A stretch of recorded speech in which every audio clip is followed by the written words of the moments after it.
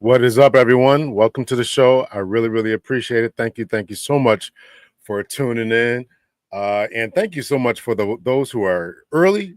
Terlonius was like 15 minutes early. I logged on. She had beat me here, or he or she, I don't know. But anyway, thank you so much for Terlonius, and thank you also for telling the people. Yes, like, share, and subscribe. Please make sure that you hit the like button. Likes are free. Share and subscribe. Thank you so much in advance for that. And if you're watching on the replay, make sure you hit the like button.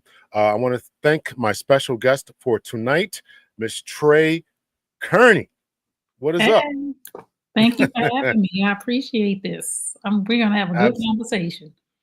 Yes, we are. Yes, we are. Terlonius is correcting me, letting me know he's a he. I appreciate that, brother. I'm always appreciative of the brothers who watch. I got 70% of my audience is ladies, even though I build my content mostly for the men, trying to get them to improve, but the ladies like to come in and hijack stuff. Y'all know how y'all do. So anyway, Miss Trey Kearney, please, if you would, take a moment to tell us about yourself. So hi to everybody that's saying hi to me in the chat. My chat is not really working right now, but hello to everybody. My name's Trey Kearney. I'm a certified life and relationship coach. I specialize in helping people heal from the devastation of infidelity. So I help men, women, and families reconcile and heal from infidelity. I'm also a two-time author of the book, It's Healing Time, Restoring Hope in Women After Infidelity, and It's Healing Time, Men Hurt Too. I'm a mother of 3 Black sons, 30, 25, and 16. And my 16-year-old is on the autism spectrum. And a disclaimer, if I have to get up because he needs something, it ain't on Dr. L. It's on me because he might need something. So I'm just letting y'all know. But that's it. And I have a podcast, also have a network, New You Nation Network, where we do all relationship stuff. And I am happy to be here with Dr. L. And let's do this. Yes, we had some spicy conversations over on your channel there, the New You Network. So it was great. And also you returning because you were here. We had Anita and V on, and we were talking about when men do things right or what they do wrong or what women do wrong. So I really appreciated those particular conversations. Those are some of my favorite conversations because we got to do some internal work and look at ourselves. Terlonius says you have a wise sounding voice. Experience is a good teacher. You're gonna learn that tonight. Oh, we're gonna learn some stuff. Listen, I got my notepad all out. I'm gonna take some notes, all that kind of good stuff. Let me say hello to some more people here. Rhonda's in the building. Thank you so much for joining us here, Rhonda. And she's also very good at making sure that people hit the like button as well. Deborah Hutchinson is in the building. High Vibe is here. Michelle Mans is here. Hello to you. Hello. Let's see. Yoli is in the building. Hello. Fabulous. Hey, Fabulous and Retired, aka Glorious Love, is here. I don't know why you changed your name. I like that name for Glorious Love, but I guess you are fabulous and retired, so you can be whatever you want to be. So thank you all so much, and everyone else who's in the chat who hasn't said hello. We see you. We see you. We know you're here. So just hit the like button at the very, very minimum. All right. So let's talk about you deal with the subject of infidelity, aka cheating. So tell us how you got into that space, how you figured out this was your niche, all that kind of stuff. Well, how I got into the space is I cheated on my husband. I committed adultery many years ago. 15, no, longer than 15 years ago. My son, yeah, about 15, 20 years ago. And it turned our lives upside down. And I felt after everything blew up and I learned everything about myself, I felt Mm. like I need to help people heal. I need to tell people what happens when you commit adultery, what happens when you commit infidelity. And I used to go on Periscope. I don't know, some of y'all might not know what Periscope is, but it was another platform like TikTok. I used to just go on every morning when I was going through the breakup with the man that I cheated on my husband with. And people just started coming in and saying, "Why would you do that?" And then I was talking to the wives, and everybody just started to resonate with my motto is truth plus transparency equals healing. I'm a very transparent person. And people will say to me, "Why you tell people you cheated on your husband?" Because I did, and I'm not doing that no more. So I can share with somebody else to keep them from going down that destructive road because it's a devastating trickle down when you commit adultery. It's not just you and the man that you cheat with. And it's not just you, the man that you cheat with your husband and his wife because he was married too. It trickles down on the whole family, the children, the sister and brother-in-laws that liked you, the father and mother-in-law that liked you. It's a very major trickle down. And I just felt, God led me to start talking about it and people started healing. And that's what I did. I went and got certified as a life and relationship coach. I have coached men, women, and families. I have families who are still together because we work together. And it's just a journey. And I'm still growing from it. So I see. So yeah, we're definitely going to have to dive into this. We're going to see how transparent you are. So tell us, tell us. I mean, so was the Periscope talks, and I've heard of it, but I've never been on that platform. So you said it's like TikTok. Was it kind of a therapy for you to kind of get it off Yes. your chest? Okay. Yes. I was just coming on there really basically venting, like, and just talking. I was just really venting. And I was just like, listen, I'm going through it. Don't do this. Do not cheat on your spouse. If you got a decent man at home and you can't work it out, walk away. And I just was talking, and people just really started resonating with it because a lot of people were either cheating, thinking about cheating, or being cheated on. Hmm. Um. So let's dive into. I mean, you said you had a decent. Well, you said don't do it if you have a decent man at home. Did you have a decent man at home?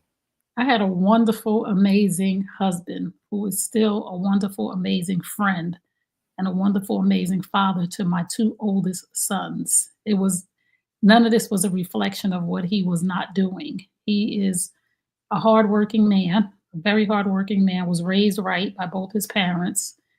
And, I came from a very dysfunctional background. And he found me when I was 17. We met when I was 17. He's 9 years older than me. He met when I was 17.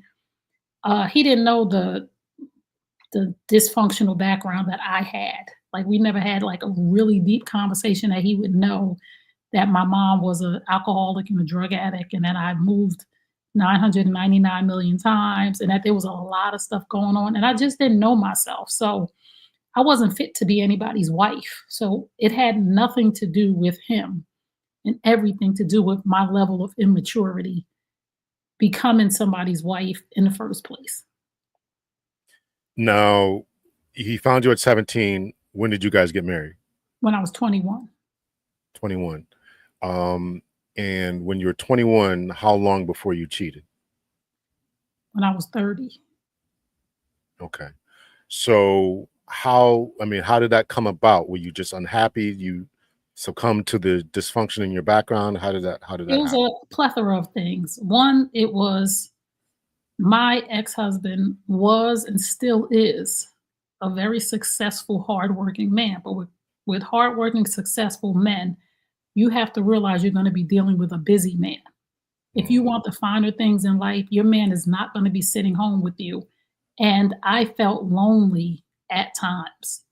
And at that time, I didn't know how to articulate what I was feeling without blasting off. And another thing is, I was doing a lot of drinking.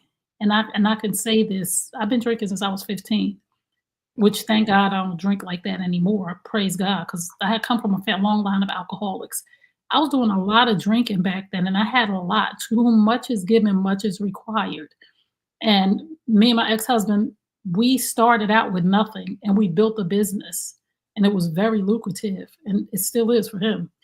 And I had everything. I had a home with a pool. I had the first when the Escalade first came out, I had an Escalade. I had a group that I was managing because I was in the music business. I was making a band before Puffy. I had a group that I was putting up in the home, and I had a wonderful life. I just lacked maturity to articulate what it is that I needed from him. And he was a very stable man. He wanted to sit at the table and eat dinner with the children.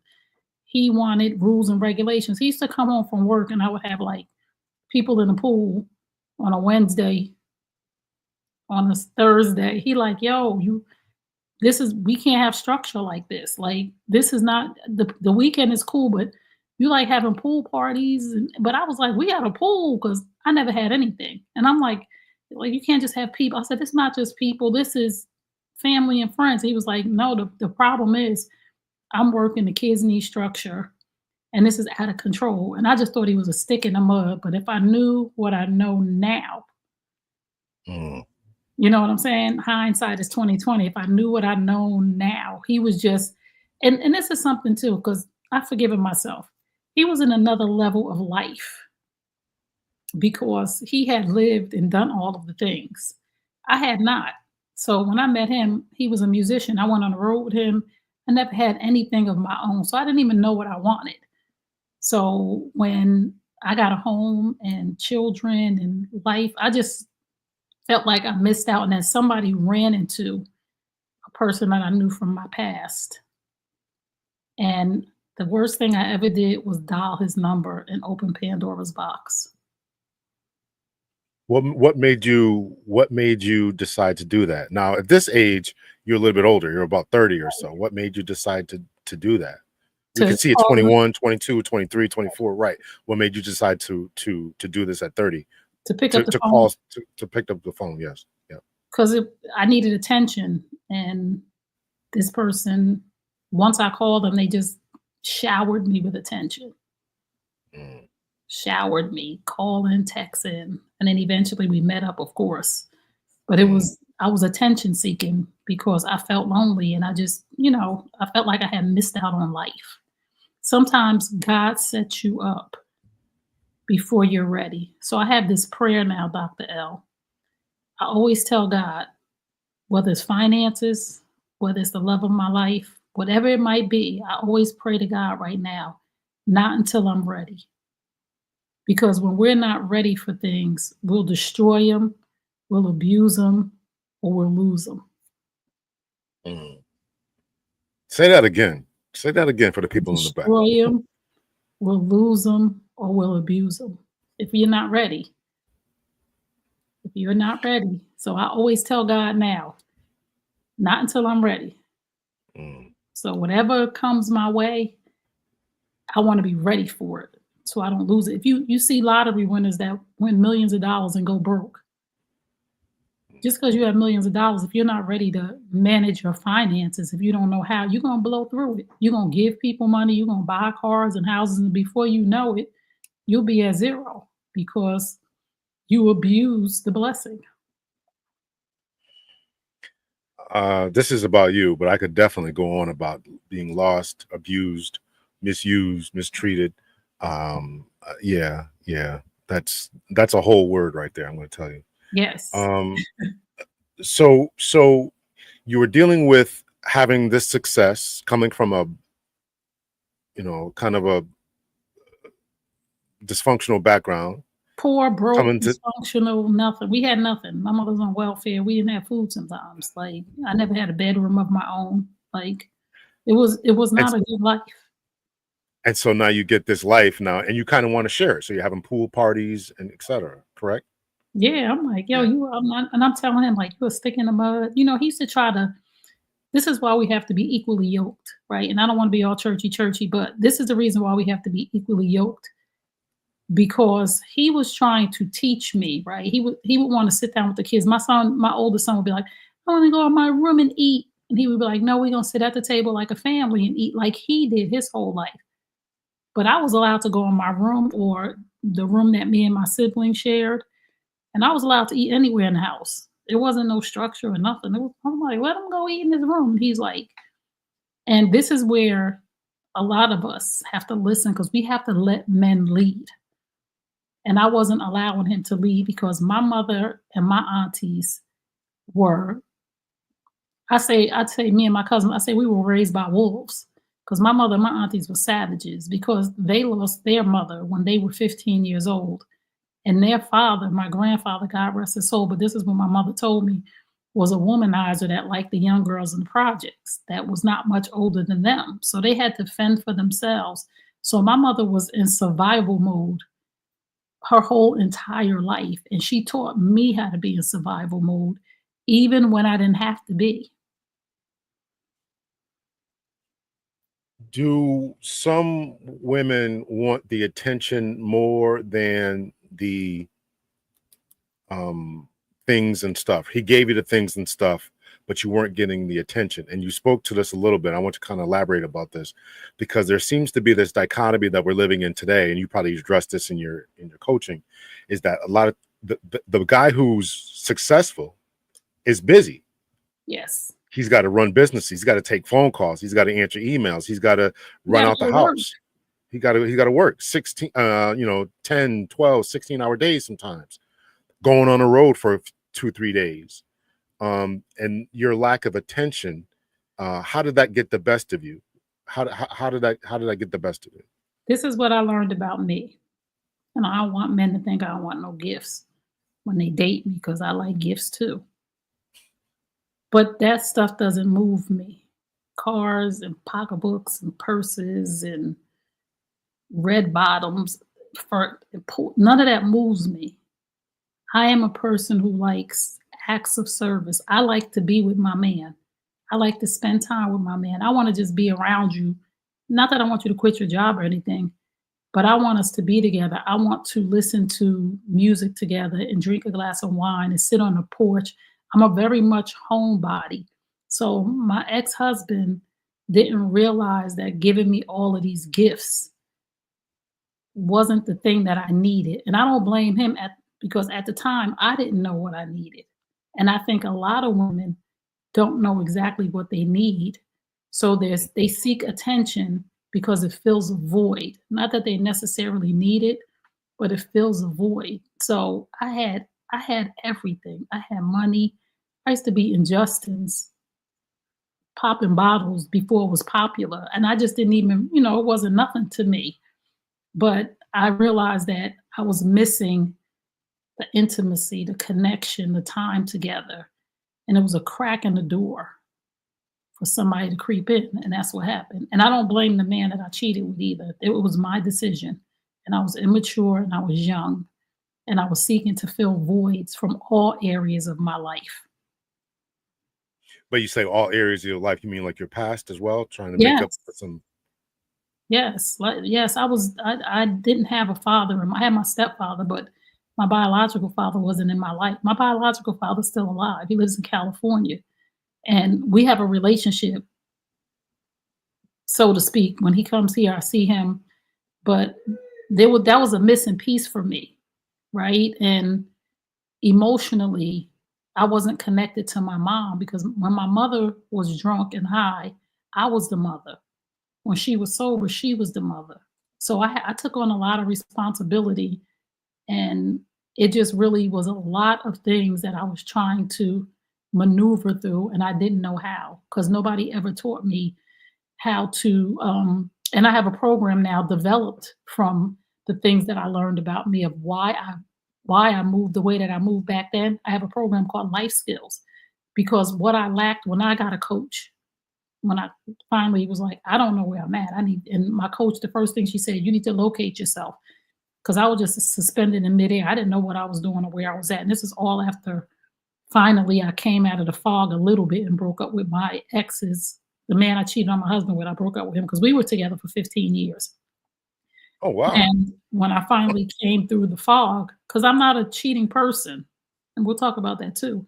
But when I finally came through the fog and got with my coach, I realized from all of our sessions, I lacked basic life skills.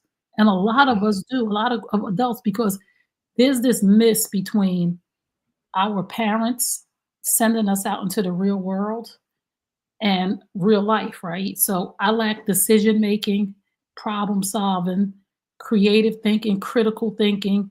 These are just things I'm just out in the world, resilience. I'm just out in the world just going, not sitting down weighing the pros and the cons of, well, what if I do this? What's going to happen? So a lot of us lack basic life skills. And the basic life skills you get taught in the hood from my mother was wash your ass, make sure you know how to cook, make sure you wear some clothes, go get you a job or find you a man with one. Those is basic life skills for us, not how do you communicate. Like communication is a basic life skill.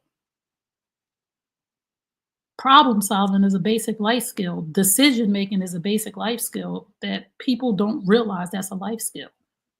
And I had none of those skills. I was just a little girl out in the world doing whatever felt good.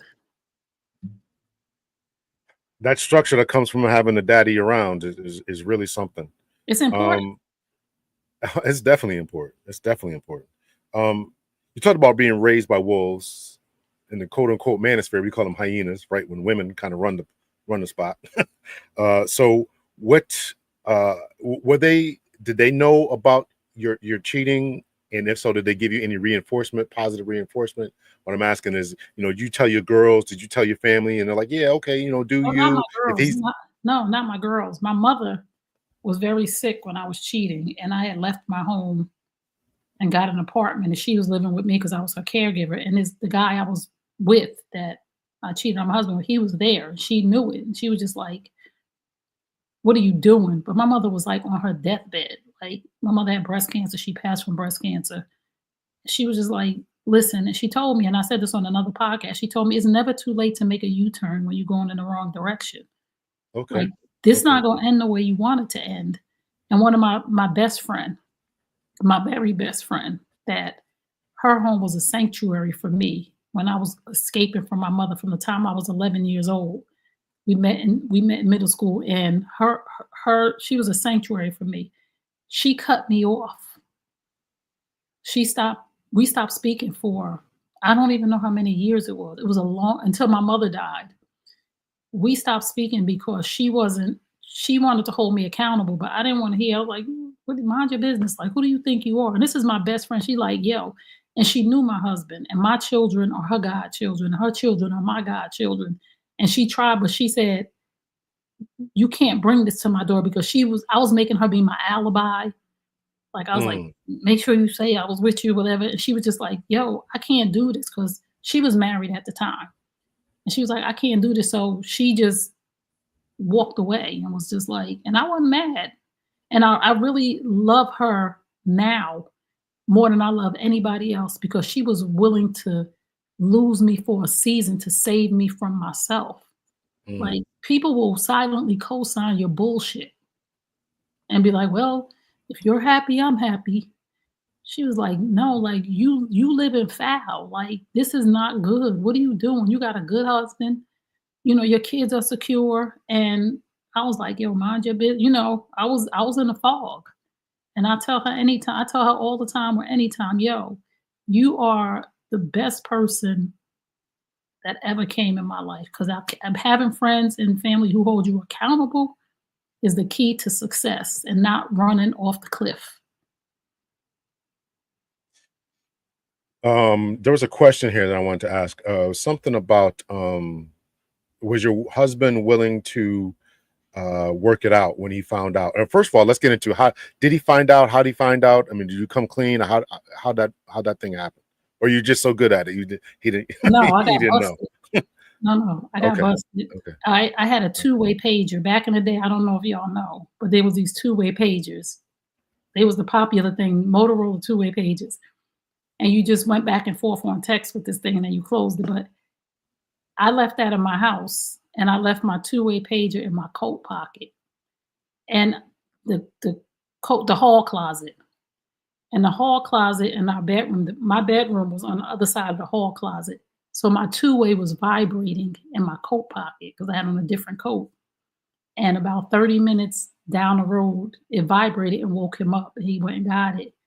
And it was just a lot of stuff in it that was telling on me. And how was that reaction? I'm asking, what did that do to him He was hurt. emotionally? Like, Yeah. he was devastated, and he was devastated, and he at first, it was a point where he was willing to work it out, but it just was a lot of stress on everybody. It was I just thought, he's never gonna trust me again, and the level of pain that I caused him and the level of pain that I caused this man's ex-wife. This man cheated on me multiple times after I left my husband, but Wait. Oh, the second guy, yeah, the guy you left. Okay. the Okay. guy I cheated on my husband with, he He cheated cheated on you on me multiple times. multiple Okay. times, and it hurt me to my core, right? And I felt what it felt like to be cheated on. Like, at one point, I was in my bathroom on the floor out of the shower just crying. I was just like, "Oh my god, my life is over," "What are people gonna think and all of this?" But in all of that, what hurt me more, not that I wasn't hurt because he cheated on me, but what hurt me more is me knowing that I left 2 people in the state that I was in. I was like, "Oh my god, I left my ex-husband like this. I left his ex-wife like that," and that's not who I am. I would never wanna hurt anybody, and the deep devastation that I felt knowing what they were going through because I was going through it. And I was like, "Oh my god, I did this to 2 people." And I was in a prison of guilt for probably like 2 years because I was so disappointed in myself for doing that to 2 other people. I was How very, did it? very hurt from doing that to them. Like, I'm still when I think about it to this day, it hurts me. How did the kids take it? Oh, How did the kids take it? we're still dealing with the residue from it. Like, still to this day, like, we're really my son is no my 30 years no contact with me. Like, he doesn't talk to me. He's been no contact for Oh, almost 5 years. And over this incident. Still, he says it's because of something else, but this is the root cause of it. And I know it is because he never ever wanted to blame me for it. He always blamed his father. Like, he always projected on his dad, like his dad was a bad guy, right? But I know in his heart that he's angry at me. So it still is lingering in our lives right now. wow, wow. Um, the guy was older than you. I Yes. got to address some questions here. Somebody asked that question. He was 9 years older than you. Um, what are your thoughts about age gap dating? Do you think that played any role of it? Yes. Were you guys able to Absolutely. connect and, Yeah. and emotionally and all that? I believe it played a role in it. One, because I was immature.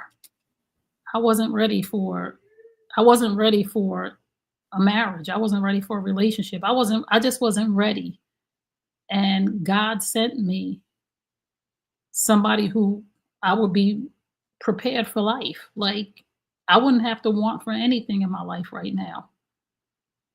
So I was emotionally immature. Now, if the people are 45 and 55, that's a different level of 9 years apart or 10 years apart Mm. than a person who is 17 and 26. That's a different level of maturity. And he had seen some things, and I saw some things along the journey when we were together. I was at his house one day, and his friends came over, and they were all older, and they were talking about Martin Luther King and his assassination because they saw it, right? And I was like, "Oh my god, y'all was alive for that? Like, y'all saw it on TV?" And it was a moment, and they all looked at me like, and I was just like, so the conversations a lot of times went over my head because they had all went to college, and I like barely graduated high school because I was taking care of my mom. Like, my mother wasn't like sitting down like, "What do you want to do? You want to go to college?" Like, she didn't know how to fill out a college application. but she did get a degree from business school, but she didn't know how to be a mother. She didn't know how to guide me as an adult woman. And my mother was a great, great person. She just didn't have basic life skills either. Tell us about your healing journey. I mean, we know you went on Periscope. You had some, you said coaches. In Did you do therapy. in Yeah. therapy? Okay. I Tell did us a a little bit lot of more about soul searching because I had to ask myself, what would make you think that it's okay to sleep with somebody else's husband? What would make you think that it's okay to cheat on your husband, one, and then to cheat on your husband with somebody else's husband? And I had to go down this really dark journey, and it was scary. And a lot of people don't like to go down that journey because it's very scary to take a look in the mirror at yourself and be accountable for your decisions. So I just went down that journey and I talked it out with my coach and I talked it out with a therapist. And I decided that I just wanted better for my life. And that's how things begin to turn around. I just started making better choices. and so you were with that guy for 15 years. Yeah. I mean, and what made you decide to leave, break off that relationship? Is because he was a serial cheater? Yeah, he was a serial cheater and he just was immature and he had some things that he needed to work on for himself. And I don't blame him because I know his background, but I won't talk about that.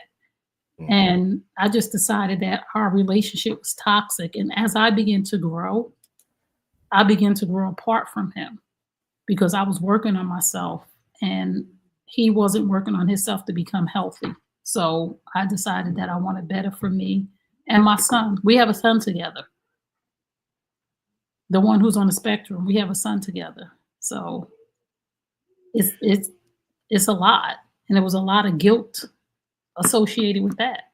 So I just needed to do better for me and do better for my son. And I knew that what started wrong was never going to be right.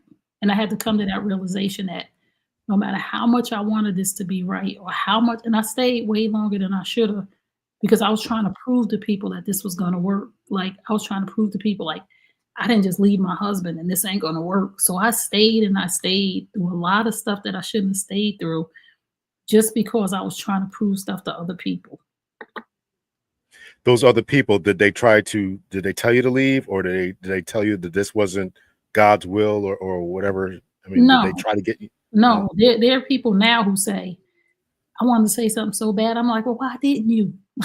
Why My didn't you? dad Yeah, I said know that that to me. conversation. My biological father said that to me. He said when I met him, I got a bad feeling and I wanted to say something, but you seemed to be so in love. So I just didn't say anything. And people just, again, people want to mind their business. But I say this to people all the time. There's a time to mind your business, and then there's a time to step in when you love a person. And I love my best friend because, like I said, she was the only one that was willing to be honest with me and willing to risk losing me for a season to save me from myself. And I respect her so much for that because when she heard that my mom was dying, when she got when that came through the grapevine for her, she was right there. She was like, I don't care what's going on, what you need. Um, to the extent that you can, if not, I understand this.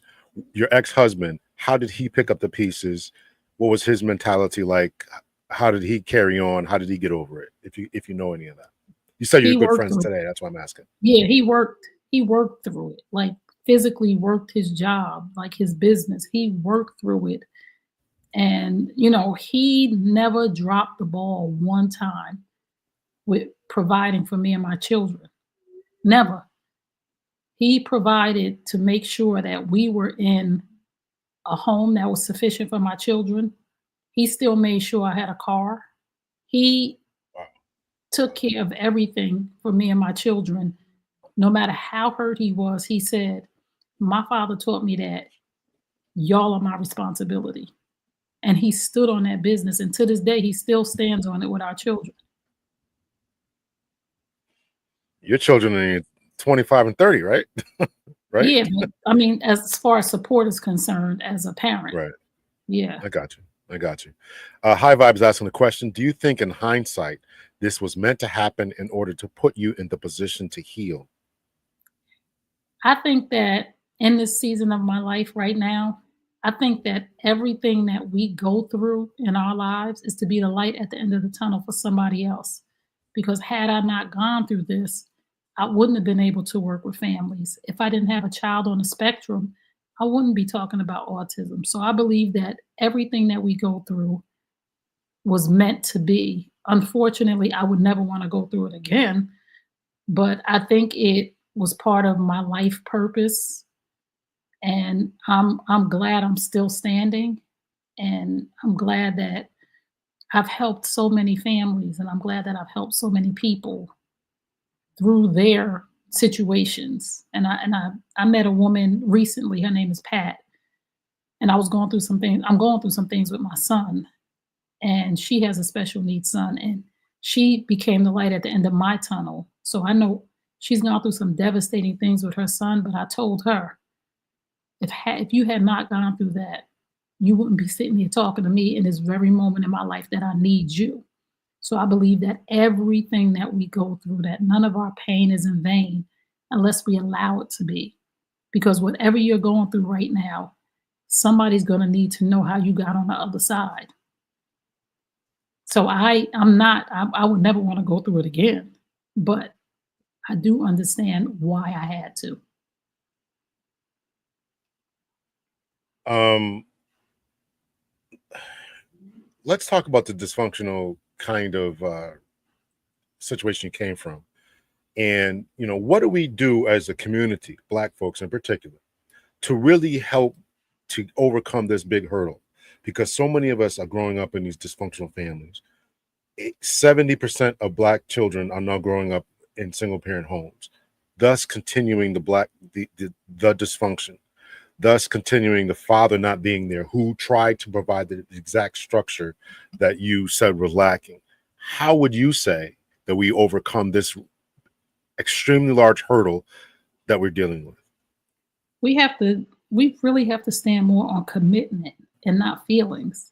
Because a lot of us are operating on what feels good. When the road gets tough, what feels good. And then as we are adults, we have to be the one that says this dysfunction stops here. I decided one thing in my life. I was in my home, there was drugs, alcohol, and DV. There was a lot of physical violence in my house between my mother and my stepfather. And I decided in that moment that no man will ever put his hands on me, and I will stay with him. And I've never ever had that situation. No man, if you even push, I made a decision at that point that this stops right here with me. And I made that decision probably when I was 13 or 14 years old, that I am not going to be, this will not be part of my legacy. When you talk about feeling lonely at times, being young, lonely, plus the dysfunction, what is it that you say to young women who are in that exact situation? Because they are tempted more than ever now with hooking up with people from their past, be it Facebook messages, be it Instagram messages, be it TikTok, being just lonely, dealing with past, wanting attention. What is your counsel? What is your advice to those type of people? I, you can get intimacy from other people, right? You don't have to just get intimacy from a man. If you're feeling lonely, you have friends and family to lean on. If you have a hardworking man or a situation where you're not getting the attention that you need, one, you can get intimacy from other places. And number two, you have to talk to your partner. You have to be able to communicate that to them effectively without attacking them, and understanding that there's a happy middle. You can compromise and let your partner know. A lot of people don't have communication skills. I will say up your game on communication, and I will say talk to your partner, let them know what you need, and lean on other folks in your village. Because I had other people around me, but I didn't get quiet enough or still enough to understand it. And again, I was young.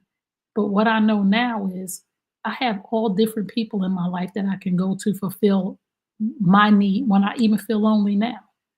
I have different people for different things. I have people I call to pray for me. I have people I call that I can go sit at their house and just chill so I don't feel lonely, so that I don't make a decision to call some dude and sleep with him instead of going to my homegirl and saying, I don't feel like being by myself. You want to go out to dinner? You want to go hang out? You want to go have a couple drinks? There's other people to have intimacy with. When we think of intimacy, we think of sex, but there's other intimate relationships that we can have to keep us from going down the wrong path when we're feeling lonely. So I want to continue with that thought process here. So you talk about, intimacy, and you talk about, a network. And we talked about a little bit about the aunties, the older women, the more mature women, the aunties. I think that is so important because, unless we have those people we can look up to, go to them for advice, go to them and ask them about their situations that they came up with. And just correct me if I'm wrong, but you didn't really have a strong set of aunties who could tell you about, yeah, girl, this is how we do this, or even take you out for brunch or whatever, and kind of network with that, right? No, my aunties were dysfunctional. My mother's sisters and brothers were dysfunctional, and they were. I watched my mother's and her sisters. Their younger sister, this guy was at the house. I'll never forget. His name was Harold. This guy was at the house, and they were playing cards, drinking Johnny Walker Red, and we knew when the Johnny Walker Red came out and the cigarettes in the car, it was going to be a problem. And this man decided that he wanted to slap their sister. My mother and her sister hit this man in the head with a poker from the fireplace, drug him outside, and left him there. This is how I grew up. Like, that's how we handle things. My mother tell my stepfather, you don't tell me when to come in, I'll do what I want to do. And my aunt would stay out all time of the night, and she was married. She would stay out for weeks. Like, this is what we saw. So when my husband was like, you can't be coming in here 2 or 3 o'clock in the morning, I was like, why not? I'm grown. It's like, because it's disrespectful. I'm not disrespecting you. I'm not doing nothing wrong. And this was before I was cheating. It's like, I'm not doing nothing wrong. He like, but you coming home drunk. You come home all times of the night. You can't keep doing this. And I was like, you can't tell me what to do. But that is the example that I saw. I didn't see women respecting men and honoring and letting men lead because they didn't know how. So it's like, you do what you want to do. Don't let nobody tell you what to do. Listen, that's you're saying a word right there. This guy was a good guy. Your ex was and is still a good guy. Yes. Very supportive. Do you think that and let's go back to the 3 things you said. I didn't write them down, but it's, they get abused. What was else? The other 2? Lose, abuse, and misuse. Misused. And you so there's this idea that the lame guy, the educated lame, are you familiar with that terminology? No. So the lame guy is a guy who did the right thing his whole life, right? He went to school, he got straight A's, he went to college, he didn't have the swag, if you will. And then he comes out and he doesn't have the gift of gab with the ladies to talk them out their panties. Right. So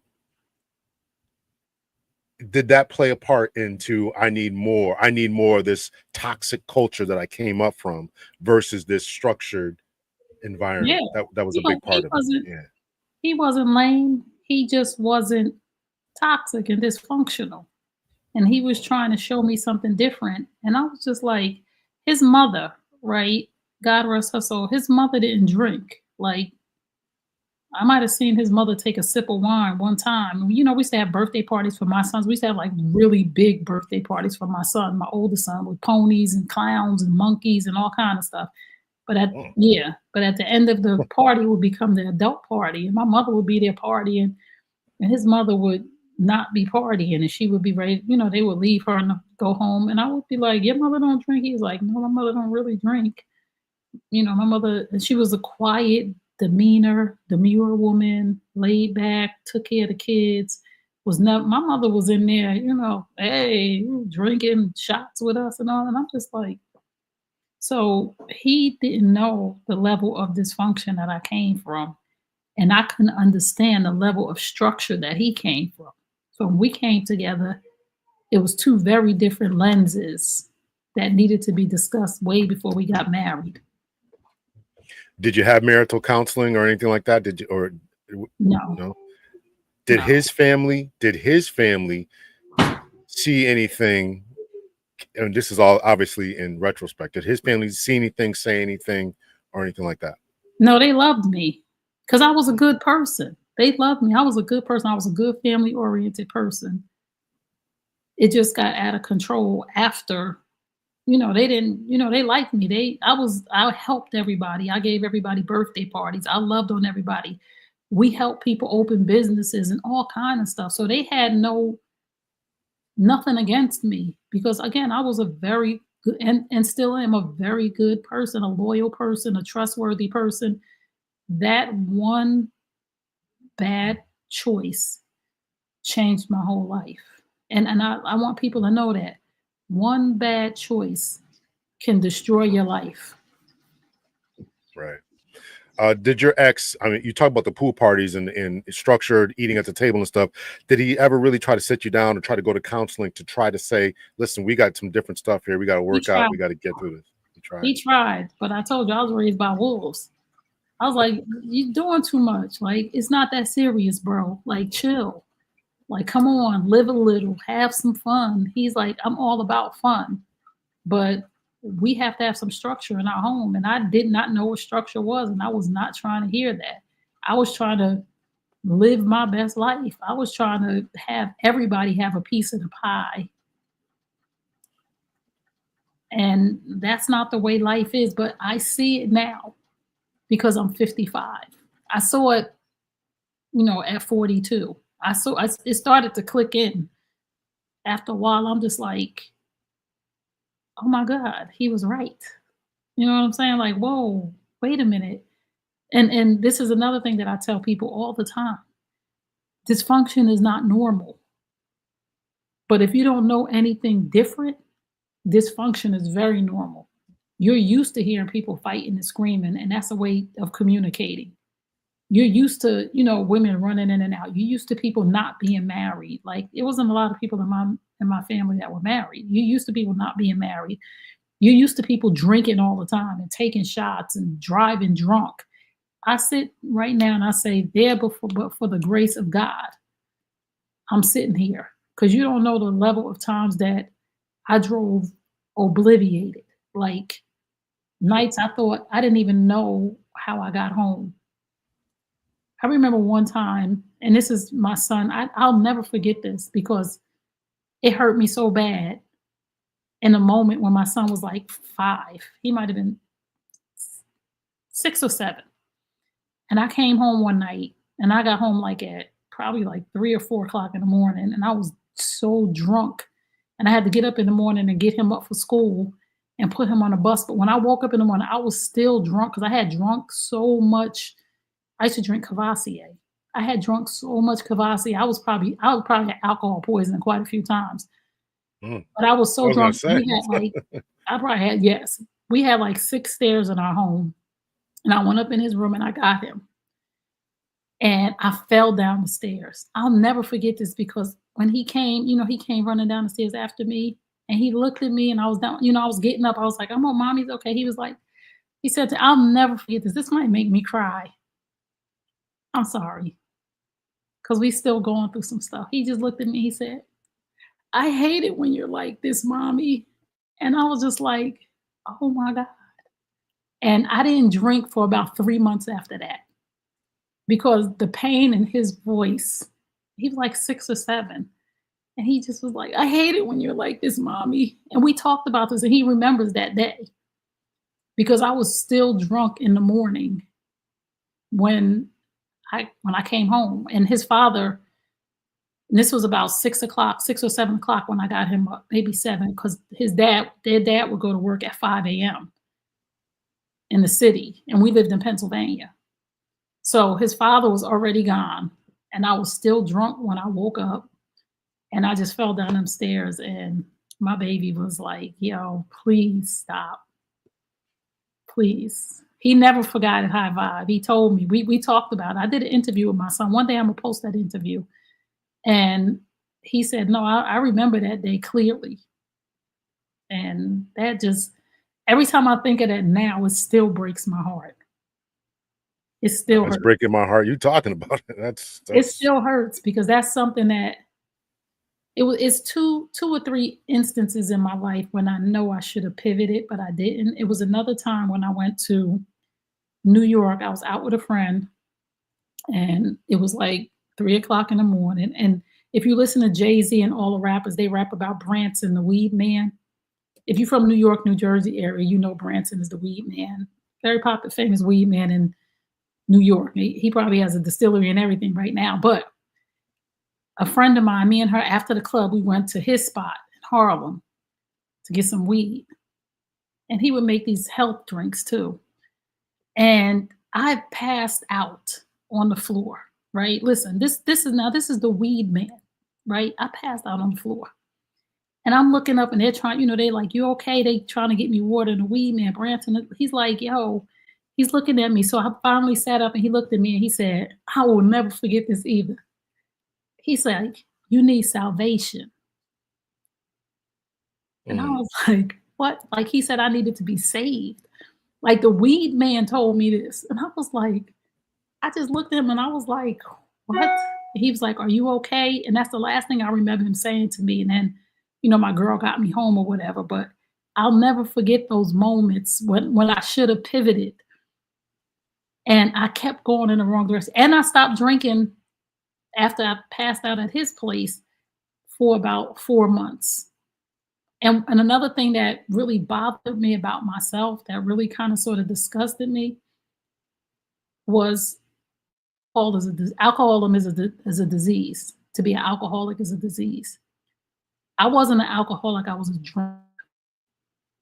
Because I would drink to be fun and function. But I wasn't an alcoholic because I could stop at any time. I didn't drink when I had my kids when I was pregnant. An alcoholic will drink through their pregnancy.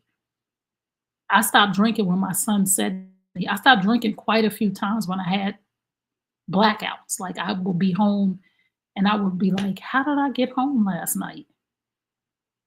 And my friends would be like, you drove. And I was like, let me drive y'all. So those were the times when I would stop because I was like, yo, you drove them home like that. You know better than that. So it was times when I knew I should have pivoted, but I went right back to my old ways.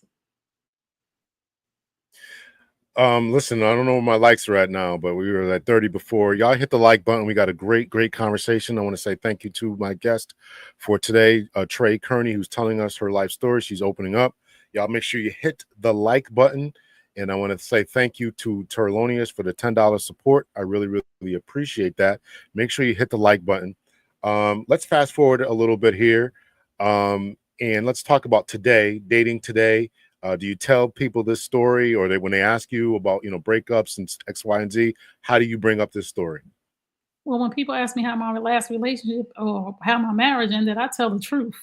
They be like, oh my God. And most men honor that. They're like, oh my goodness, thank you so much for being so honest. And then we have the real conversation because I'm not that person anymore. And I tell them, I'm like, I will never cheat again. Like that did not turn out well for me. I can be honest with a person now and say, I'm not feeling you, or it's been real, or this not going the way it should have went, but I'll never cheat on anybody again. And in my dating, I'm always going to be honest because it's going to come up. Like nothing, everything done in the dark comes to light. I have nothing to lie about. And the reason why I have nothing to lie about, because I'm not the same person I was when I was 30. I have a lot of experience now.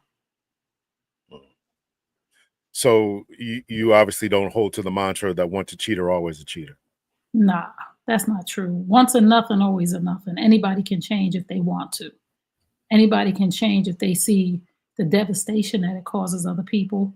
People change when they see the consequences of their actions. So I believe every person can change from any situation they're in, whether we all have something. Okay, we all, and my pastor says this all the time, we're all an ex somebody. All of us. We all did something. And again, like my mother said, it's never too late to make a U-turn. And I always say this to my people: you are not your biggest mistakes, you are your better choices. And if you don't like where you are in life, just make better choices. And that's what I decided to do. I decided to just make better choices. I don't want to be an alcoholic. Okay. I don't want to sleep around with a whole bunch of different men. I don't want to, whatever I don't want to do, I don't have to do it. It's a conscious decision that I make. And I think about, when I'm making a decision, who is this going to affect and how is it going to affect them? And I'm not just thinking about myself. And I do think about myself, but I think about the people around me that is connected that it may devastate. So, and it took me years to learn these things. So I'm not thinking that, don't think that, oh, I just got to do this today. It took me years to learn these things. Have you ever had men who said, "Oh, okay, I heard your backstory, or whatever," and like, "Oh, I'm good"? Is that happened? No, No. believe it or Okay. not, I haven't dated much. Really? So I really haven't had to tell this story a lot, because a lot of men don't approach me because they know what I'm about. Like, I'm not about cheating, I'm not about games, I'm not about none of that. So don't come to me if you're not ready to be honest, transparent, and accountable. So I don't get approached much because of my platforms. They know I'm very open, honest, and I'm not going for it. Was religion, faith, whatever, a big part of your transformation? Not a personal relationship with God. I'm not religious. I'm spiritual. I love the Lord. I love God. I love the Bible, because the Bible is our manual for life. And I tell people this all the time: listen, if you want a good life, all you have to do is follow the 10 commandments. Just, and your life will be good. So, everybody on here, go look at the 10 commandments, print them, and put them on your wall, and just live by those. And you're like, it's just morals and values. And if I knew what I knew back then, and I knew the Lord back then, but not like, I didn't have a relationship with God. I knew God from my mother sending us to church every Sunday, even though she didn't go, but sending us to church every Sunday. But now that I understand the Bible, now that I understand that, just be a good person, just be a decent human being. That's all. So what's your work today? You're giving lectures, and I'm a what? certified life and relationship coach, and I'm an author of 2 books, Mhm. and I have my network. My work today, I'm really working on my network. I really love my network. That's my passion, and I'm getting back into doing music, because I have artists and producers that I still have a catalog of things, because it threw my whole life off. Mhm. That one decision threw my whole life off, and it affected a whole bunch of people. It, like, a whole bunch of people's careers suffered, all from one decision that I made. So I'm doing a whole bunch of stuff that I have in my catalog, building my network, and of course, I love coaching people through life, because people need help navigating the waters of life. When you and first, let me say thank you, because you said we're almost at an hour, so I don't know if you got to jump off soon or whatever. Yes. But if you do, that's totally fine. I'll probably stay on a little bit, try to answer some questions or whatever. Okay. But I wanted to. So where can we find your network at? Where can we find your Instagram at, Or etc.? you can find me on Instagram at Trey Kearney, TrayKearney. You can find me on TikTok at Trey Kearney 26. And my YouTube channel is New You Nation Network. New You Nation Network. And you could check me and Lamar out every Wednesday night on the New You Nation Network YouTube channel at 8 p.m. Eastern Standard Time for our show, Looking for Love. That's my favorite right now. Very good, very good. I think Lamar is in the building too. So, Is he? um, My brother. yeah, well, I saw him earlier, so I don't know if he's still here or Yes, not. New You Nation Network. Thank you.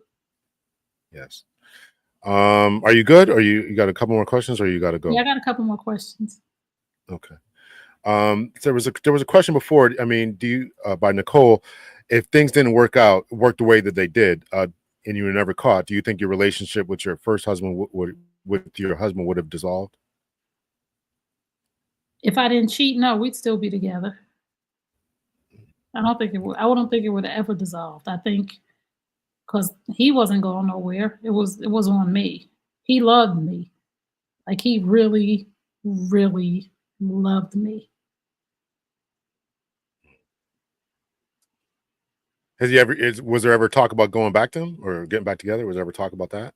I mean, there was brief moments when we were both single. There were brief moments, but you know, he's still a workaholic. Like there's Mhm. still some things that I see like, mm, maybe it wasn't meant to be. You know what I'm saying? Like there's still some of his ways. Like he is a baby boomer, right? And I'm Generation X. And we think a little differently. Just a little bit. Like I'm a little more flexible than he is. Um, Gosh, I had a question. I forgot. Oh, the couples that you're working with now today, have you heard similar stories about the ladies being lonely? And there was a question Yes. in here about the pool boy, the rich woman pool boy experience. No, it wasn't I a think pool. He wasn't no pool I boy. yeah, I think a lot of people watch too many adult movies. But Yeah. anyway, I mean, the ladies have the same similar experience as far as being lonely and just wanting more and all that. Yeah, a lot of women, this is the thing when I work with women, I work with women for them to fix themselves, not their husbands. Mm. So a lot of the women lack accountability for their part in the breakdown of the relationship. And when we get back to the breakdown of the relationship, most of the relationships improve because the husband just wanted that old thing back. So it's a flip for me because the women are coming because the husbands are cheating. For me, it was me who was a cheater. So when the women come to me and they're complaining about their husband's cheating, we go through what is it that you contributed to the breakdown of the relationship. You're not responsible for the fact that he cheated, but both of you are accountable for the breakdown in the relationship. And we need to know where the breakdown came because cheating is a symptom of a bigger problem, always. So if what's the problem in your marriage and what part of that do you own? Not him cheating. What part of the breakdown do you own? Are you nice to your husband? Are you sleeping with your husband? Like what are you doing in that marriage? And if he wants to come in for a session with us, we can work on him too. What's the main reason that the men cheat? Huh? What What's was the that? main reason that the men say that they're cheating? You know, you talk about the breakdown, but what's Oh, you said mostly men come to you. What's the reason that the men are stepping out in their lack of relationships? sex. Wives are not sleeping with their husbands. And it falls on deaf ears. Like, especially Generation X women. We just like, I ain't sleeping with you no more. And men are just like, I'm not leaving my house. Because why should I have to leave my house? Why should I have to leave my kids? Why should I be the one punished because my wife has decided to check out and never sleep with me again? So I'm just supposed to stay in a sexless marriage, lose everything that I built. I got to leave my man cave. I got to leave my lawn, my lawnmower, and I got to start all over again because she don't want to sleep with me. So they do. They cheat. They don't want to, but they feel like they're stuck Man, between a rock and a hard place. that's a whole word. That's a whole nother show right there. I'm glad you mentioned that because guys don't. You're absolutely right when they talk about women file for 70% of divorces. The guys don't want to start over. Yeah, my I remember when I got divorced, I took my lawnmower because I'm like I'm buying another house one day, so I took my Right. lawnmower was stuffed in my closet at this little apartment. I'm like getting me another house. Yeah, we don't want to do all that. My man cave. You're absolutely right. And It is very devastating. it's sad that a woman checks out of the marriage sexually, then you leave because you're the problem. That's the way I feel about it. You leave. Why do I have to leave And everything that take I nothing. why do you get to stay in the house with the kids? You leave me with the kids in my lawnmower, my man cave, because you don't want to sleep with me anymore. I'm not asking you Right. for something that's unrealistic, but am I supposed to really be in this marriage with no sex and you don't expect me to see somebody else, what do you expect me to do? Just jerk off for the rest of my life? You saying the whole word right there. And what's what's up with you said this? What's up with these Generation X women who just shut off the valve one day? What's up with that? A lot of Generation X women are going through menopause, and I get it. But menopause is not an excuse to shut down on your husband. Like a lot of women, we experience different things in our body, experience vaginal dryness and different things, but there's continence now. And we have mouths. If you don't want to do vaginal, you have a mouth. You have other ways to measure your husband. And so many Generation X women are complacent and lazy and comfortable with the title of wife, and it's not fair to the men. And I stand on that. I advocate for men, and I talk to women all the time. If you don't sleep with your husband, he gonna sleep with somebody else. And if he gonna sleep with somebody else, and I'm like, okay, then don't say nothing when he sleep with somebody else. Be all right with it. Either you sleep with him or you release him. You leave. And take nothing. I'm gonna keep saying that. That to me is breaking. That to me is breaking the vows. It is. There's a reward. This is one of the problems that men are having today. Is this is the reward system. There is no penalty. I played a video. I'm not gonna play now, about a little. And I'm saying this because there was I was just listening to another podcast either today or last night. I can't remember. And they were talking about how men and women are being raised, and women are not held accountable from the time that they're children. And I played a video to exemplify that, where there's a couple of kids, babies, barely out of diapers. They might still be in diapers, having this argument, and the girl starts touching the boy. No one who's watching the video is correcting the girl. Now, if the boy started touching the girl, they would have corrected him. And this is it simply exemplifies what has gone on, and that there has been, in this idea to get equity for the ladies, there has been an inequality for the men, and that goes into the divorce court. If a woman can cheat, and this goes for I'm saying this for men too, but if the woman can cheat and still get half, what is the incentive to breaking the vows? What is the incentive for staying in the relationship, getting in the marriage in the first place, keeping the man keeping his set of vows, and the woman can break hers and then get rewarded for it? That just seems to me to be the wrong thing. It just seems to me that's so wrong. Yeah. It is, but now that we're at this age, this is an integrity issue for me, right? I'm looking for people who have worked on themselves, and I'm looking for people who are as tired as BS as I am. I'm done with the BS. We can be in a relationship. We don't have to argue. We don't have to fight. If it ain't working, we can talk to each other. We can walk away. None of that is necessary anymore. Nobody has to take anybody for anything.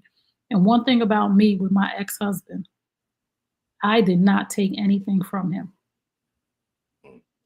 And that's I'm glad you did. That's one thing he said to me. He took care of my kids.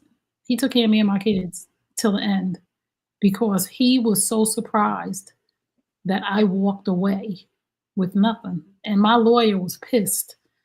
My lawyer was like, what? You can get future earnings. You can get the other car. You can get this. You can. I was like, I'm not doing that to him. He's a good person. I cheated on him. Why would I do that to him? And I called him because he had this high power attorney that was going back and forth with my lawyer. I called him. I said, hey, listen, this is what I want, right? And it was a few things, minor things. He was like, are you serious? Or are you setting me up? Because people had told him, you better protect yourself. I said, listen, I'm going to have my attorney draw up the papers. You sign them, I sign them, we're good. He was like, are you serious? And I was like, I'm dead serious. And we signed it, and we agreed on a certain amount of money for my children per month. And that was it. I wasn't going to do, why would I do that to him? That man was nothing but good to me. Why would I rape him and take anything from him past the time where I out? Yoli says, we agree that cheating is wrong, but are there cases where cheating can cause a couple to become closer when the non-cheater realizes what he or she is about to lose. And I have a case where a friend of mine went through that. He cheated, got caught, and he and his wife had a long series of conversations, and they are closer today because of that. Have you run into that? I have a couple of couples that once the wife worked with me, the husband was like, I don't know what you said to her or what y'all did, but thank you. And that to this day, they're still close. They still talk to me. Their children call me auntie, like, because their family was restored because everybody's accountable for the breakdown in the relationship. Mm. Yeah. All right. You still good? I mean, that's all the questions I got. So okay, no, good. So yes, let me go while he's still good. Okay. Thank you so much. I am probably going to stick on for the people to ask if they have any other questions. But let me say thank you again for coming on and share your story. I truly appreciate it. Make sure everyone goes over to your channel Wednesday night at 8 p.m. And check it out with you and Lamar, and go over to your TikTok and to wherever else you can be followed. Where can we get the book at? You got 2 books. Where can the books be found? Everything's on my website. On my website, www.treykearney.com. I'm all things Trey Kearney. www.treykearney.com. And thank you so much, Dr. L, for having me. I really enjoyed this. I hope I enjoyed it too. All that you thought it would be. You learned a lot about it me. It was that and more. It was that and more. Thank you. I definitely want to have you back.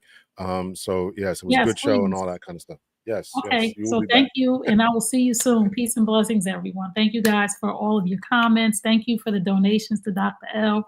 I really appreciate y'all. See y'all later. Okay. Take care. Bye-bye. Hey, listen, I'll stay on for a few minutes here, just to answer any questions. What happened in court? Whoever cheated walked away with nothing. What did I miss? What you missed was she went to court and told her lawyer that she didn't want anything, future earnings, cars, whatever he's going to get. And so, listen, I applaud that. I've heard another lady do the same thing. She went to court and said, listen, I don't care what this judge says. I did wrong in this relationship, and I don't want anything, and it's unfair. And so I've heard, and and as a matter of fact, there was another lady who I worked with. She was a police officer, and before she became a police officer, she something went bad in her relationship, and she told the judge, I don't care what my lawyer is saying, I don't want anything. So I applaud that. And yeah, as somebody said this here, I agree. Somebody said this. Somebody said, I agree that, not sleeping with your man is not keeping your vows. Nicole said it. Yeah, I definitely think it's a form of not keeping your vows, and I don't think you should be rewarded with that. We talk about wanting to build strong families and all that. You got to change those incentives. So if you have not hit the like button, please make sure you do so on the way in. Tolonius says vaginal moisture and the quality of erections do change over time. We have to do the best we can to take care of ourselves, control the controllables. Absolutely. That means eating right, exercising, doing squats for men, so you're going for long walks. Squats will, make the blood flow down there, all that kind of good stuff. And, eating more fruits and vegetables, stay away from the fried foods, butters, mayonnaises, all that kind of stuff, right? You got to stay away from that. And I'm not going to try to speak to what the women should do to keep their vaginal awareness of vaginal moisture. We did have a doctor on. I think she talked about that a little bit. Be Mindful also talks about that. Thank you so much to Rhonda for the sandwich and the drink. I really appreciate that. Thank you so much. Steph Bell, what's going on? Thank you so much. I left my ex in our house, moved in with my parents about 6 months, then bought them another house. That's great. Sometimes starting over with a clean slate is the best, even if you weren't at fault. That's true. Sometimes you don't want those emotional soul ties and all that, or emotional or financial ties.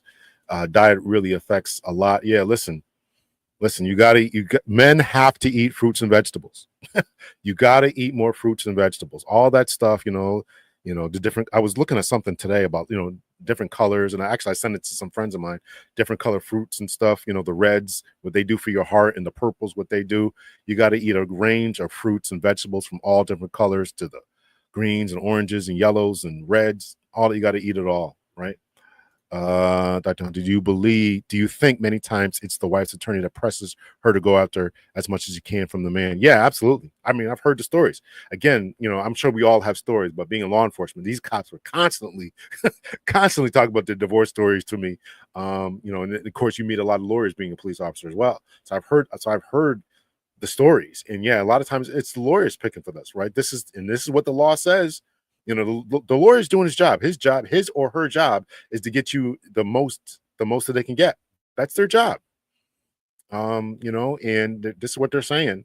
And so, you know, yeah, and I've heard uh Trey was not the only one that I've heard when they've talked about the lawyers being upset because, you know, obviously they get paid more, you know, but they want their reputation, they want the most for you. It's their job, their livelihood. And if you don't press for the fullest amount, they don't like that, right? So uh, we need mice to eat and live. We need mice to eat, not to live. Live to eat. We need mice. Oh, okay. Here you go, Steph. We need to live to eat, not eat. We need to live to eat, not live. What are you trying to say there, Steph? We need to eat to live. We need to eat to live. I think I got you. Lawyers are self-serving though. Well, sometimes. Absolutely, Steph. I need some willpower, but I admire you. Yeah, yeah. Lawyers.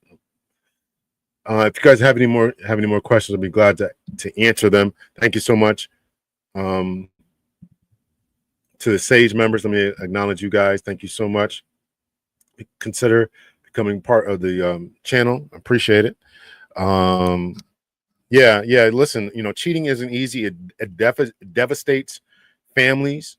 And this is why, as was rightly pointed out by many of you in the chat, that strong families, strong support systems, strong mentors are important. And yes, I appreciated that when Trey was telling us her story about her friends, that, you know, particularly her best friend didn't go along with that. You know, that's important. You know, you can't have friends who are going to co-sign your foolishness, male or female. And you shouldn't have, you know, and you got to be able to turn to someone who is, why don't I have this going here? You got to be able to turn to someone, you know, some mentor, some older person who's going to hold you accountable, who is going to hold you accountable. And that's a difficult thing. A few years ago,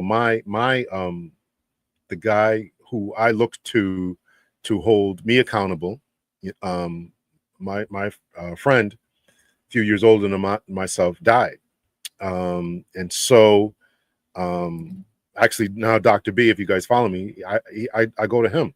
So we get it together a couple times a month, just tell him what's going on, and he, you know, keeps me straight, and I appreciate that. So we need people to do that for us and to tell us when we're going right and wrong and stuff. And if you don't have that, you know, a lot of us are probably older a little bit now, but if you don't have somebody to tell you when you're going right and wrong, particularly if you, you know, it can really lead to a disaster because you don't see where you're going. You can start to think the wrong thing, right? The whole idea of groupthink can really start to devastate people. So this was a good live. I appreciated hearing Trey's story. Listen, I did too. I'm glad that she was very open and honest about it. I really am. Story, but a bit similar. I met my wife when we were teenagers. We were in the same church for 30 years. My wife came from a dysfunctional background where her parents were drug addicts and alcoholics.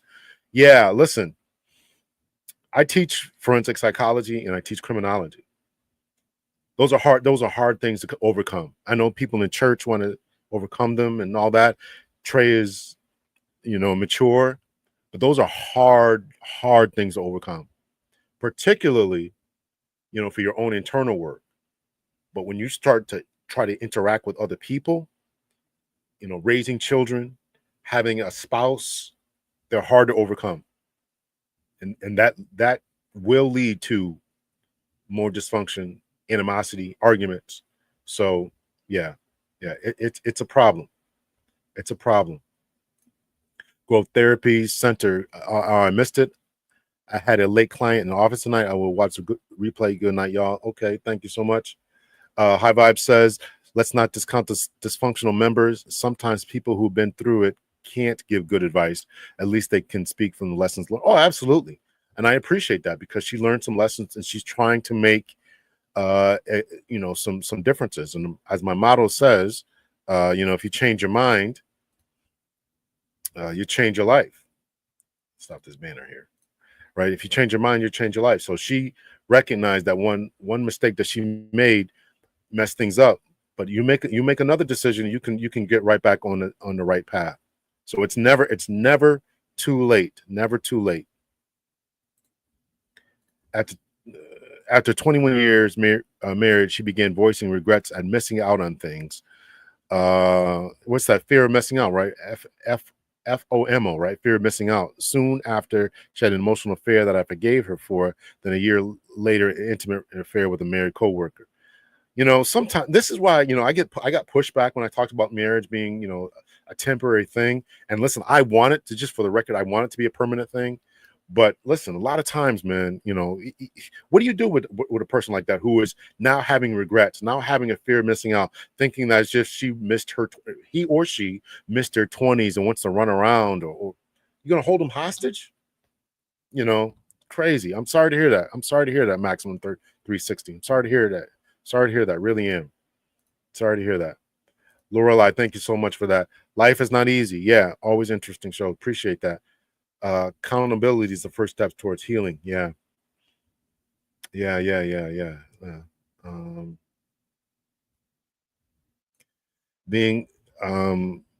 born into a dysfunctional family isn't one's fault. And the problem a lot of times is, Yoli, is that you don't know that it's dysfunction. These are different criminology theories about social learning and disorganized neighborhoods and things like that. So these are things I study with my students, and you don't know what you don't know. You think that everybody's house is like this. You think that everybody's living like that. You think that everybody's parents are doing this, and it's hard. And you meet somebody who's not, and for it to click in you that this isn't the way that we should be living.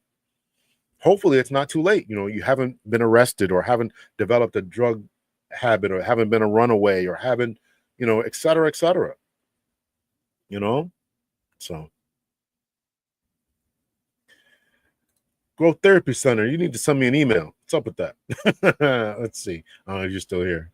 Let's see. I want to make sure I get all the comments here, then we'll call it for tonight. Thank you guys so much for showing up. Thank you for those for the Terlonius and Taronda for the support and for the sandwiches. I really sandwich food. And listen, I'm going to go get my sandwich tomorrow, so I appreciate it. I really appreciate it. Let me make sure I got everyone here. Let's see. For those that are divorced, what are your regrets? I can tell you mine was not working harder for it. If I probably won't ever do it, but if I really told you all what it was, you'd be like, you guys are silly. And I'm talking about the both of us. We just became hard-headed. And that was really unfortunate. So that's my regret. It's not working harder. Dysfunction is common. I don't know. Well, yeah, I guess common, but not the majority. And I think that we're trying to, and what I'm going to tell you what I think is dysfunction. I think this new 50-50 talk, this new flashing and flossing all over the internet talk, I think that's a form of the not dysfunction, but it's an outgrowth of the dysfunction, I should say. Maybe that's a better way to say it. It's a response to the dysfunction. What I mean by that is I think that a lot of people grew up poor. They grew up a lot of, not having everything. And now that they have the internet and different ways to make money and different ways to network, et cetera, that they're now demanding a guy who's, got this income or always on the grind. I remember one time, it still bothers me today. You probably heard me talk about it, but this one woman was saying, she needs a man who's always on the grind. And if her man is ever taking a nap, she's going to wake him up and be like, this is irresponsible of him to take a nap because she feel like they got to be flipping houses, they got to do this, they got to do that, they always got to be running. I want to tell you that can be just as dysfunctional. You get one life. You don't need to work until you're 40, 45 and then keel over because you didn't get enough sleep, because your body because you didn't eat right, because you're always on the go, on the move, can't ever sit down and watch a movie, can't ever sit down and smell the flowers, can't ever sit down and read a book, can't ever go on vacation. I can tell you how many people, police officers, when they sometimes they end up self-deleting themselves, and they go through their history and they don't take vacations. They're always working. The same thing with corrections officers. That whole workaholic thing, that is an outgrowth and the response to the dysfunction. That's what I'm going to say. So, yeah. So, thank you so much again, Terlonius, for another $5. Appreciate it. Most important thing is hit the like button. If you watch this now or watch the restream, hit the like button. I regretting married when I wasn't really excited about it. There were problems and I was too young and immature to walk away. My wife, soon to be ex, had dysfunctional parents that separated when she was young. Her father was never part of her life. Yeah, listen, man, we got to do a better job at vetting. We got to do a better job at vetting. And, we got to come up with questionnaires, go to therapy, go to, a life coach, counselors. That isn't, like 1 or 2 or 3 sessions. But to me, at least six months, maybe that's extreme, but maybe 3 months, just really talking about stuff, really an organized program to get to the bottom of things. Why do you want to get married? What's your goals? What's your purpose? How do you handle arguments? How do you deal with kids? What's your religious background? What's your faith background? You gotta deal with all that, right? Yeah, hustle culture. Listen, man, that really is a problem to me. It's a problem. I've seen a lot of good guys, go early. We think back to our grandfathers and stuff, right? My grandfather worked, this factory here in Connecticut, right?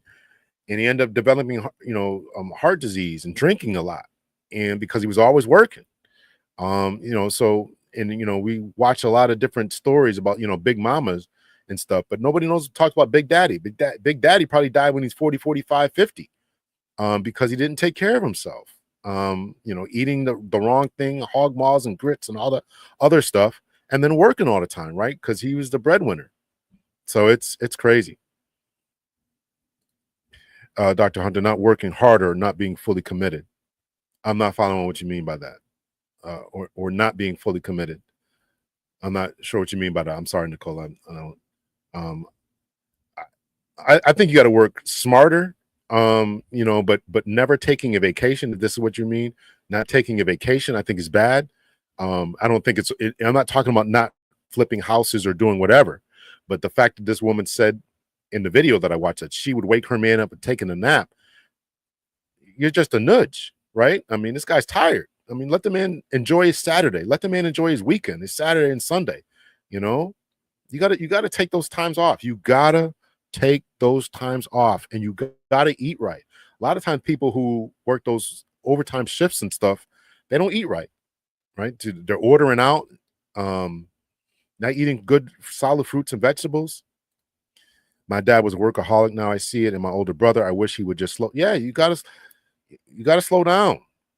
I get it. We don't want to be poor. I get it. Things are more expensive. My son was just here. We're talking about, buying a house, and he's buying a condo, but you want to enjoy the fruit of your labor. And that's time with your children. That's time with your family. That's, time at your kids' softball game, basketball game, even your grandkids' softball games, basketball games. You gotta be there for that stuff, right? You gotta be there. It's, to me, it's another form of dysfunction. I'm sorry. It's another form of dysfunction. We were not built to be just working all the time. Our old ancestors, hunters and gatherers, Sit around. Where do you think we got campfire stories from, right? Right? They would sit around, they would do what they had to do. When the night came, right, they would sit around telling stories. So we got to get somewhat back to that. Sit down and watch Netflix, sit down and watch a movie, sit down, and if you fall asleep and take a nap, it's okay. It's okay. Late 40s here, never married, no kids, might have missed the boat at this point. Listen, you can always get married, man. If you work on yourself, you can get married. You can get married. You can find someone. You can find someone. There's a lot of ladies looking. Some of us get caught up in the moment. That's true. I did premarital counseling, and the pastor pointed out certain things to me, but I was in my 20s and wanted to prove him and my parents wrong. There's a lot of immaturity that goes along with that. There's a lot of immaturities that goes along with that. And that's hard to overcome, men or women, right? It's just immaturity. Some things you just got to go through. Some things you just got to go through. My only regrets was being too trusting, not trusting my instincts, and not picking up the red flags indicating an affair was in progress. Sometimes we gotta, we can't beat ourselves up. Again, some of this is life, lifing. You said you regret not working harder or possibly not fully committed. Oh, no. Working harder on the relationship. We should have gone to therapy. We should have gone to counseling. We should have worked on the situation. What the last argument was obviously things lead up to that, but it could have been fixed. It could have been fixed. And that's what I'm saying. We should have gone to therapy and really sat down and say, okay, here's the problem. Let's work on this, because the last straw was a building up to it. That's what I'm saying.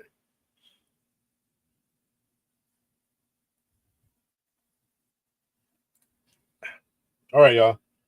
I gave y'all an hour and a half. Thank you so much to Trey Kearney for coming on the show. Hit the like button if you have not done it. Again, let me acknowledge the people who, Terlonius, Rhonda Paint, Terlonius, Rhonda, Terlonius again. Thank you all. I put my banner up here if you guys want to send me the Cash App or whatever, buy me some lunch, Cash App and Venmo. I really, really appreciate it. Thank you all so much. And we're at 51 likes. Well, we're at 50 people right now, but we are up to 60. So when I look at this, it's going to tell me over 100 people were watching, because people come in and out. So please hit the like button. Hit the like button. Hit the like button. Thank you guys so much for that. I don't know if I'm going to do a show on Sunday. I got some work I got to do for some lawyers, so we'll see how it goes. If I do one, it'll probably just be a question and answer thing, because I don't really have time to really look at stuff. So I will see you guys. Thank you so much for checking out the show. Thank you. I'll see you guys. Take care. Much love and peace.